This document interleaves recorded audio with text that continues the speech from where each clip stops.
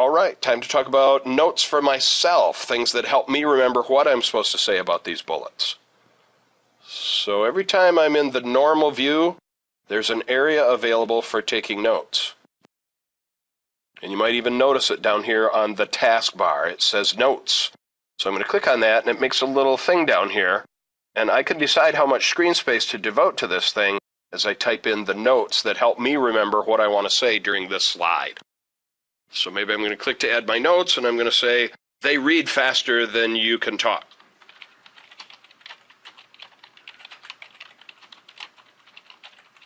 And just whatever other kind of things that you would want to say while this slide is on screen. And this is going to help you remember what your script is, and the audience won't see this stuff. So I'm going to go to another slide here. So I got bullets, bring them in one at a time so that they can't read everything before I say it. And so I'm going to say, this is why I do animated text in the first place. Not to be entertaining, but to delay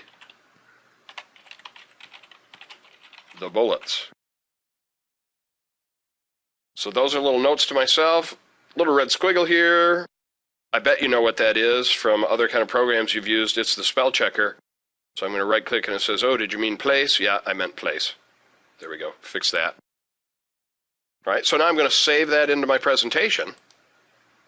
And so now when I go to my presenter view, when I go test it out with my Alt F5, then I can click to go to my next slide, and I can see notes that I've written to myself, besides what the next animation will be, besides how long I've been delivering the thing, and so forth. I've got all these cool things happening on screen here. So I click, I got the animations going on, I can see what the next animation will be, I can read my bullets. If I've got notes here, I can make the text bigger and smaller to fit in more notes or less notes.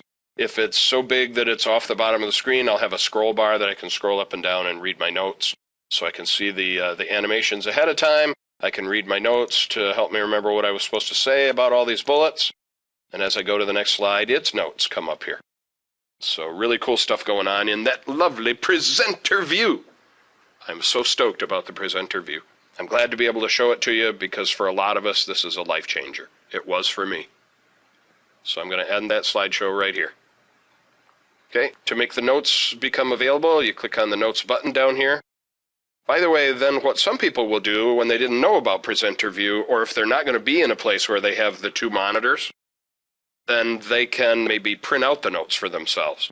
Now there's a Notes view that's available. I click on the View tab here. If I go to the Notes page view, then it says any edits that I make here will be lost when I save them to the server. Use Save As to create a copy of this and make changes. So for the moment, I'm not going to save as. I just want to show you the Notes view here. So here are my Notes pages, and I can go from page to page by like hitting the down arrow or the right arrow key. So that'll let me actually print out my notes for myself if I want to do that. If I go to the File tab and choose Print, then one of the things it asks me is, what do you want to print? And at first it says you'd be printing the full page slides, but I could say, no, I'd like to print my notes pages instead and print these things out for myself and take them with me for those occasions when I can't get the presenter view set up for one reason or another. I could have my notes that way. So there's the Notes page view and there's the note page printing. And I'm going to step out of the Backstage view here by clicking this little left arrow, and I'm back in my normal view. Or in this case, I'm back in my Notes page view. Now, I could go back to normal view by clicking here, or a little shortcut, if I'm in the Notes page view and I just double click on the slide that's in that Notes page view, I find myself in normal view working on that slide. Okay, so that was a little bit about the different views and a little bit about the notes. And so why don't you take a minute and put it on pause and go type up some notes for yourself and then see how those would look when you get to your presenter view. Make sure you save your presentation along the way.